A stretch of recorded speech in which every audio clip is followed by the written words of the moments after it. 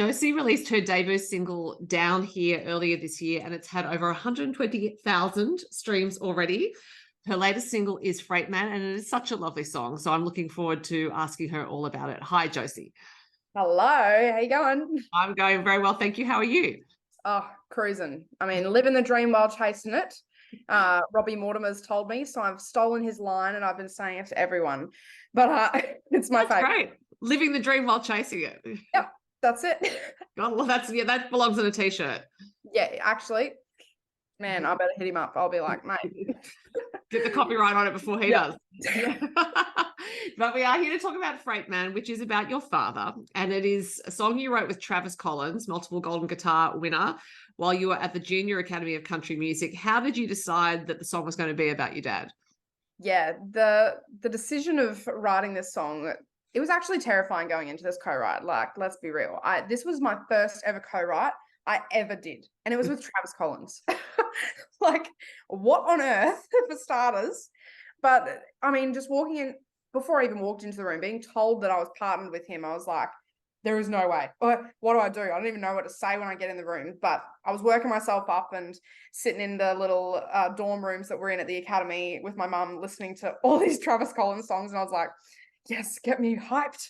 And then anyway, I went to the session and literally just sat down there, and he's like, hey, you going? Like, what do you have any songs that you haven't really finished writing yet? Or, you know, what do you want to do? And I was like, I actually don't know. But I do have this song that I could, you know, play for you. Maybe we could work on it. I played him this entire song and he's like, nah, that one's finished. And I was like, okay.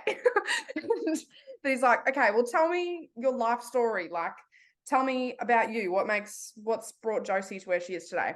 And of course, I started always my elevator pitch. Like, I grew up in a truck driving around with my dad across Queensland, Northern Territory, Western Australia. And that was my childhood. And he immediately was like, I think this is your song. And he's like, so what did he cart? And I was like, oh, well, he used to own a freight business and we used to cart freight all the time when I was a kid. And he's like, so he's the freight man. And I was like, yes, he is.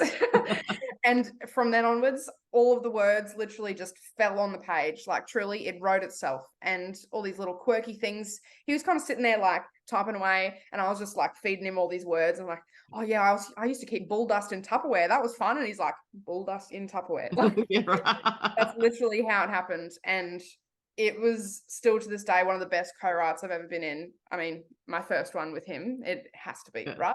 Yeah. Well, and for anyone who doesn't know about the academy, you are forced into these co-writes. There are mentors there to work with, and it is a bit of a baptism by fire, and probably now has set quite a high bar for you with other co-writes. Indeed. Like I said, I don't think I've ever had a co-write quite like that one, or even like produced the quality of that one in such a short time frame as well. Because it's not like you do this co-write at the academy and you got the next 4 days to, you know, kind of pick away at it. No, we'll write a verse here and then maybe we'll sit on it for a bit. It's literally like you sit in the room for 2 hours, write the song. If it doesn't get done, well, finish it another time maybe. And we nearly didn't finish the song. He was like, oh, I'll email you and we can organize to like catch up and over Zoom or something. Well, I don't even know if Zoom was a thing then, FaceTime. But yeah, to do it later. But we ended up we were so passionate about it. We kept on writing until it was done. And I think it was maybe like 2.5, 3 hours that we were there and done. And it has not changed since we left that room. How fantastic. Yeah. But just on the detail that you played him a song and he said, no, that one's finished. How many songs had you written by the time you got to the academy? Quite a few. I mean, they're definitely songs that I don't even sing anymore, and I probably couldn't sing them to you anymore. But I had, quite a few little country ditties that I tried to, you know, write down, because previously, like when I started writing songs, they definitely were not country songs. I was like 7. So I was writing songs that just said like, hey and baby at least 20 times, you know? And I was just imagining all these crazy production pop sounding things in my head. And then I think it was about 10, 11, 12 when I picked up guitar, and I was just, you know, coming back to my roots growing up in the truck. And I was like, country music, that was what we listened to all the time. I love country music. And it then started, I was like, all right, how can I put these things into a song? And it started like with a lot of cliche stuff. I remember like one of my very first country songs was like called Pick Me Up, about a pickup truck. So And now I'm like, no, we don't call utes trucks anymore. Yeah. So it started off with those sorts of songs, and there was a lot of them. But I think this was like the turn point for, Right. Okay. you know, these really genuine stories about me and keeping true to myself. And it was definitely that like light switch moment of, okay, yeah, this is what I'm doing. This is me. I feel so much more like proud of what I've made by just being real. So yeah, that's definitely, I'm so grateful for that opportunity because it has really changed the turn of events for me, really. Yeah, right. Now when after your dad heard this song, he called it the Onion Song. Would you like to tell us why? Yes, it has been dubbed the Onion Song ever since he heard it because, oh, maybe someone's cutting onions because he's just sitting there, waterfalls, you know? So it's been something that's really stuck with everyone we know, family, friends that have heard this song. Because, I mean, I wrote this in 2018, so I've been sitting on it for a while. And a lot of family and friends have heard it, you know, around campfire, sitting on the back patio, singing this song. So everyone's been like, when is it coming out? When's the Onion Song coming out? And everyone will call it the Onion Song. Or, oh, someone's cutting onions. Oh my gosh, when's the Onion Song coming? And now it's got me thinking maybe I should have wrote Onion Song in brackets next to the song title. It would have been fitting. But then it's just a little thing for you and your dad and everyone who knows you. Yeah. Yeah. And there have been so many people leaving comments on all my stuff going, oh, here's the onions again. Like it's Yeah. become this little inside joke. So if you know, you know. And I love it though. It's great. And Travis also calls it the Onion Song. So I remember when we sent him the final mix of this song to be like, here's the song, we finally made it. He literally came back like saying, onions, man. Yeah. So Look, it is a bit of a tearjerker in a good way. In a good way. in a great way. Yeah. And there's quite a lot of detail about your dad in the song, as is appropriate because it is about him. There is a line about how your dad taught you to be on time. I can confirm you were on time for this interview. So have you always been a stickler for time? Good. I'm definitely not on time all the time. So that line's probably partially correct. Right. I have him, he's like, you're not always on time, but I try and be my best on time. I'm a very last minute gal, so I probably should put that in there. Taught me to procrastinate. That'll be the next one. It works in the song. It works in the song. It works. There's also a line that says that there is always someone else in a tougher place than mine. And now to give that some context, 3 years ago, you were diagnosed with an autoimmune disease that left you unable to get out of bed, let alone perform.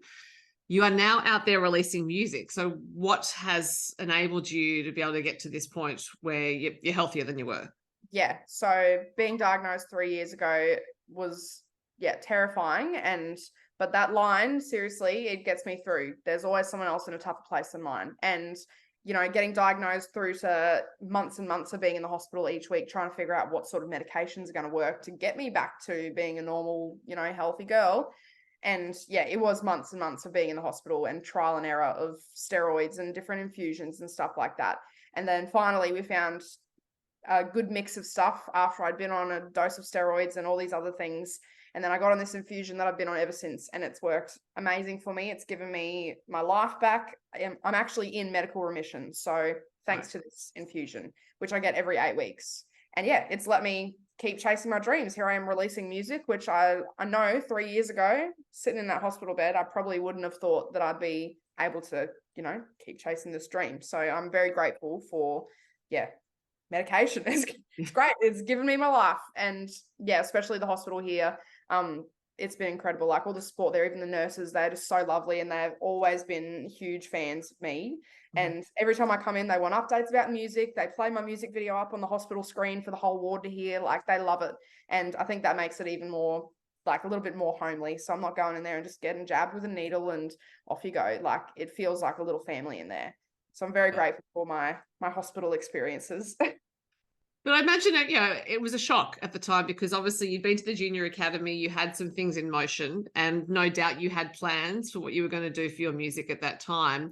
Was it hard to manage the disappointment of thinking, well, this is not going to happen on the time frame that I planned? Yeah, it was very hard. I actually had my very first surgery on the day that I was meant to do like this little showcase thing at my school, which I mean, obviously it's just a little showcase at school, but at that time, like that was pretty special for me. So I had to miss that, cancel it, and it felt terrible. But yeah, as soon as I came out of that and was told I was diagnosed with Crohn's disease, they were just I was just so alone. I had no idea what it was. And I was like, great. So what does this mean? I can't do, what I normally do. I can't go and do gigs. I'm going to have to cancel all these gigs I have booked, because I was gigging like quite a fair bit at school. So it was, terrifying. I was like, this is my job. This is my life. What am I going to do? Do I just have to sit in hospital for ages? Like, how am I going to manage this? So it was like terrifying. But like I said, going through all this trial and error of having different medications and stuff, which eventually helped me get back on my feet and, feel a little bit more normal. I was able to keep at all my gigs and stuff. I canceled very minimal. I'm very much someone who doesn't want to cancel stuff or, admit defeat. I never want to admit defeat. And it was very much like that when I was diagnosed. So I canceled as minimal as I could, but I was in Tamworth in 2020. I think it was, 2020 that I was in Tamworth busking, and I eventually had to admit defeat there because I was so unwell. I had to stop my gig and I was like, nah, we need to just go back to the room. I need to sit down. Like, I can't do this. I'm feeling terrible. Like, a truck's hit me. So I think it was that kind of moment that was like, all right, you need to go and like put your health first and think about the fact that I was only young. I was only 16, 17. So I've got all these years ahead of me. Go and prioritize this first. We can always come back to that. And I think that's what really helped me get through. And especially because I was like in the final years of high school, like studying and exams, it was all kind of like, all right, we've got this to work on now. We can go and do the music stuff once we figure this out, because we will figure it out. Trying to have that positive mindset of, there is going to be a solution to this and a way of life after this. So that definitely got me through. Yeah, I think it's a decision to have a positive mindset, though, isn't it? It's not a default setting, particularly when you're feeling so bad. So, and attitude can make all the difference when it comes to dealing with a serious illness. So I'm wondering if your dad's also taught you much about attitude or perhaps positive mindset. Yeah, absolutely. And he has always been someone that is very big on positive mindset. Like, especially as a kid, if we're ever cracking a tantrum about something or whatever, like, he would always be at the positive mindset. Or if I'd say something like, oh, I can't do this, I can't do that, he would come straight back like, don't bloody say that. Like, he's have his very little countryman way about it, but in the roundabout way, he was getting at have a positive mindset. So that's definitely been something he's always instilled in us as kids. Yeah, right. And you also say in the song that he taught you how to dream, and you've already talked about chasing dreams. I'm wondering if there are some dreams you've had, music related or otherwise, that have already come true. I mean, releasing these songs, this has been a dream come true, really.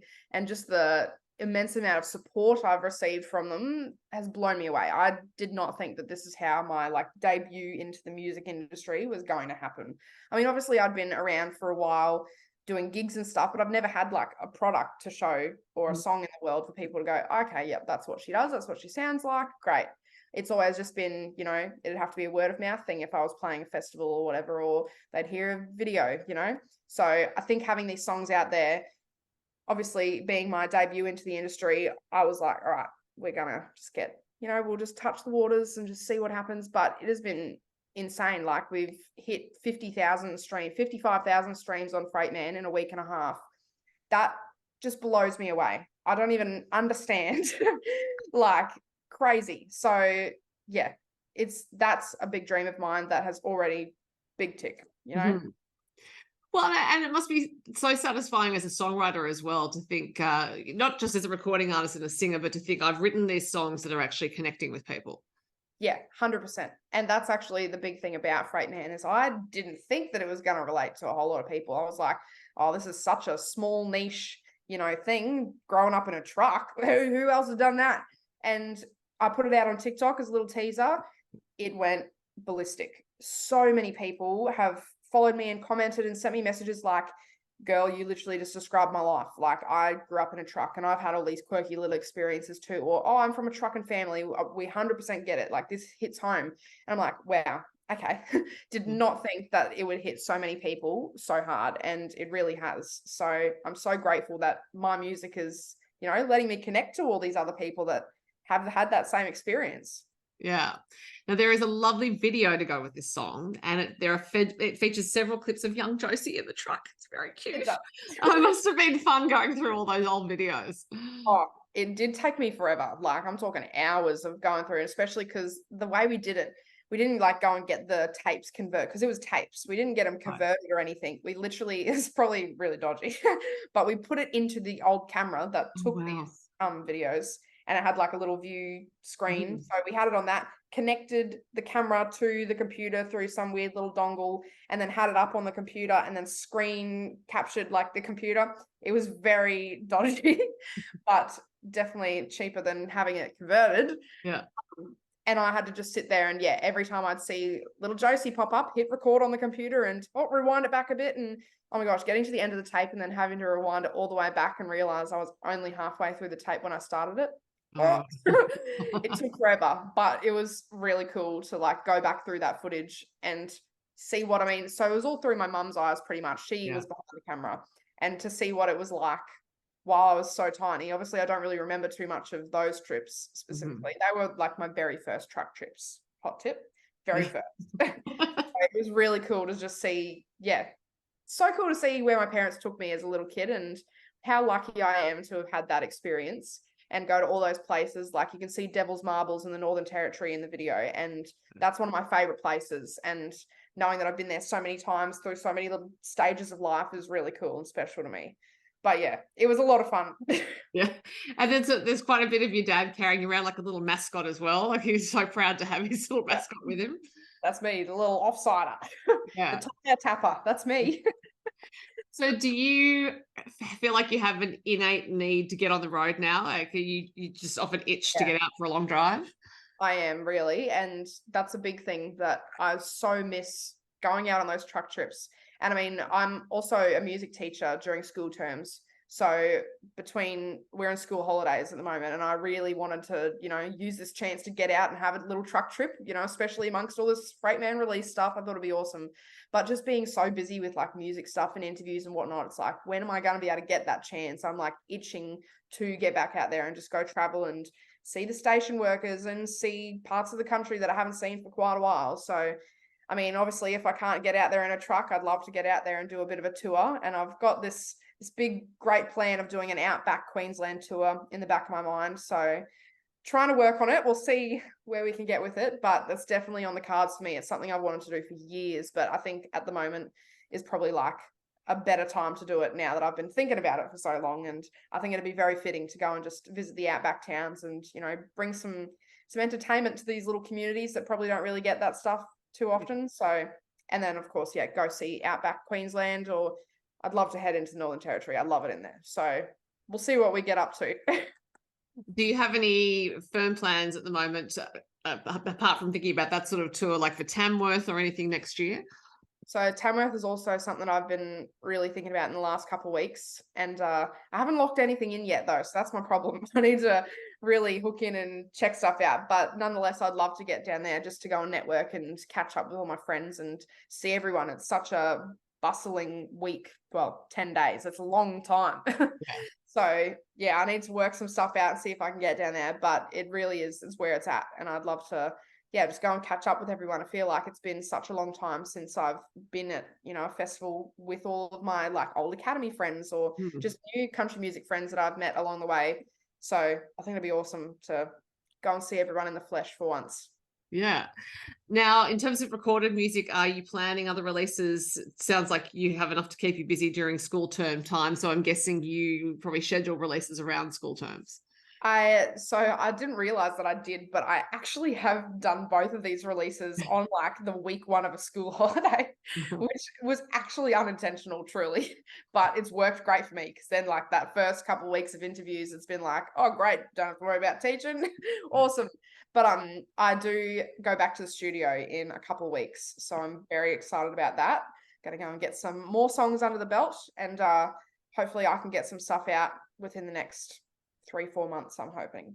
Is the studio close to home? Absolutely not. Definitely not. I have to fly down to Melbourne. Oh, right. Oh, that's right, because you work with MSquared, don't you? Yeah. Yes. So I'm very excited to go see them again. And I mean, they've just been in Nashville too, so can't wait to hear those stories. It's going to be, a great time. Well, Josie, you've released 2 great songs so far down here in Freight Man. And yes, people who listen to Freight Man may need to bring the tissues. They have been warned. especially if you watch the video. Oh, especially. I probably should have put that in the first line of the description. Bring tissues. Tissues, remove onions. Yes. Yeah. It was so great to talk to you again, and I hope to talk to you again soon. Yes, likewise. Thanks for having me.